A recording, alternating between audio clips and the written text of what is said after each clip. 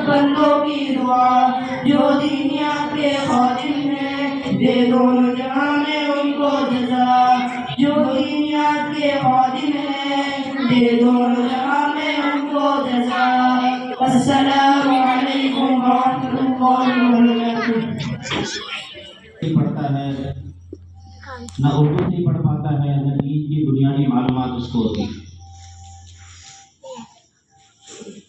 ایک جگہ پر ہمارا جانا ہوا، قرآن ختم کیا کسی بچے نے دیکھ کر کے ناظرہ، ماں باپ نے بڑے خوش ہو کر بہت بڑا پروگرام کیا، 1000 سے زیادہ آدمیوں کا کھانا کیا۔ جب ہم وہاں پہنچے تو بچہ جس طرح سے حرکت کر رہا تھا سمجھ میں آ گیا کہ بچے پر محنت نہیں ہوئی۔ میں نے لوگوں کے سامنے ہی بچے سے پوچھا، بیٹا آپ نے قرآن پورا کر لیا؟ آپ مجھے غسل کی سنتیں سنا دیں۔ اب یقین نہیں کریں گے، غسل کی سنتیں پوچھنے سے بچے نے یہ کہا یہ کیا ہوتی؟ میں نے کہا بیٹا غسل کے فرض سنا دیں۔ ان کا وہ بھی آ گیا۔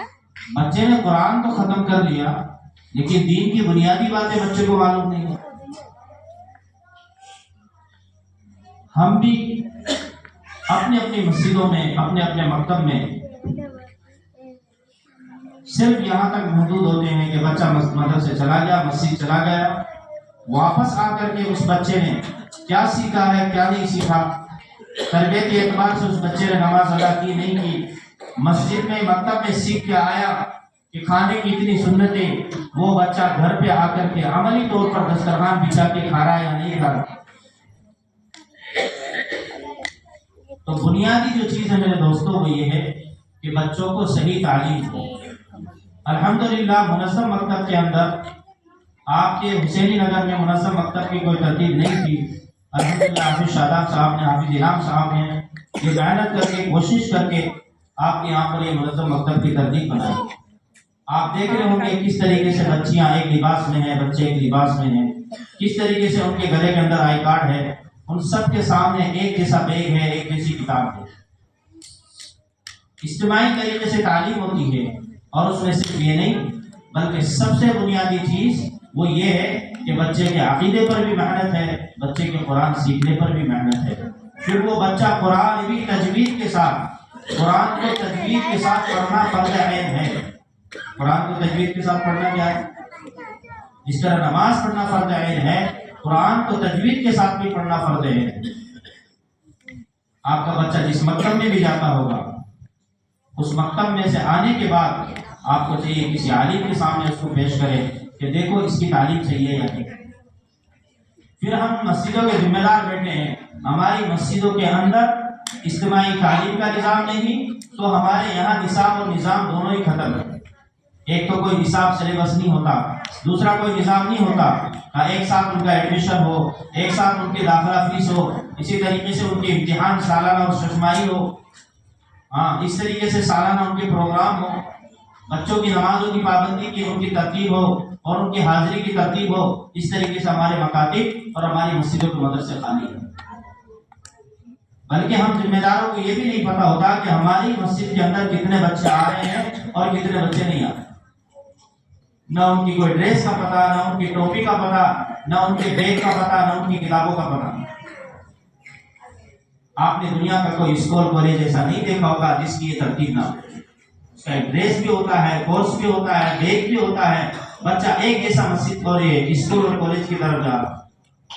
لیکن ہم نے جب منظم طریقہ مسجد میں اختیار نہیں کیا تو بچہ کوئی الٹے کپڑے پہن کر، کوئی سیدھا کپڑا پہن کر، کوئی کاغذ کو پھاڑتا ہوا، کوئی قاعدے کو پیچھے لٹکایا ہوا، کسی کی ناک آ رہی ہے، کسی کے ہاتھ صحیح نہیں ہے، کوئی گندائی مسجد میں جا رہا ہے، کسی کے پیروں میں چپل نہیں ہے، اسی طریقے سے مسجد میں جا رہا ہوتا ہے تو بتاؤ بنیادی طور پر کیا اس کے اندر کچھ علم آئے گا؟ نہیں میرا عزیزو دوستو۔ آپ نے دیکھا یہ چھوٹے چھوٹے بچے آپ کو میرے آقا رسول اللہ صلی اللہ علیہ وسلم کی سیرت کے بارے میں، میرے آقا رسول اللہ صلی اللہ علیہ وسلم کی سنت کے بارے میں، میرے آقا رسول اللہ صلی اللہ علیہ وسلم کی زندگی کے بارے میں کس طریقے سے کھول کر کے ایک بات بتلا رہے ہیں۔ تو محنت ہوئی ہے۔ آپ نے دیکھا ان کو قرآن پڑھنے کا انداز کہ عین بھی نکال رہے ہیں، ہا بھی نکال رہے ہیں، قاف بھی نکال رہے ہیں. کیسی پابندی الحمدللہ ان بچوں کے ساتھ ہوئی. محنت ہوئی ہے، بنا محنت کے بچے نہیں آ گئے. کیونکہ استاد نے ان پر بڑی محنت کی. کیونکہ استاد نے کیا کیا؟ بڑی محنت کی. اس لیے میرے دوستوں بزرگوں، اپنے مسجدوں میں اپنے یہاں پر منظم مکتب قائم کیجیے. منظم مکتب قائم ہوں گے، ترتیب سے منظم سسٹمیٹک مکتب قائم ہوں گے تو ہمیں بچوں کو تعلیم بھی دی جائے.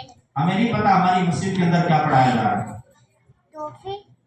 قاعدہ پڑھایا جا رہا ہے، قرآن پڑھایا جا رہا ہے، اردو کی 2 کتاب پڑھائی جا رہی ہے. اس کے علاوہ دین کی بنیادی باتیں کہ مکتبوں میں نہیں ہیں اور اس کی ہم لوگوں نے کوئی فکر بھی نہیں.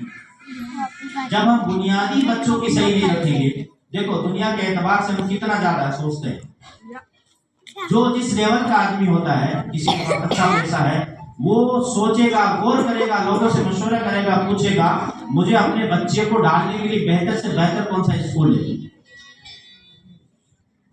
بہتر سے بہتر جس میں میرے بچے کا فیوچر بنے، میرے بچے کی استعداد بنے، صلاحیت بنے، میرا بچہ آگے چل کر کی بڑے کسی مقام پر جا سکے.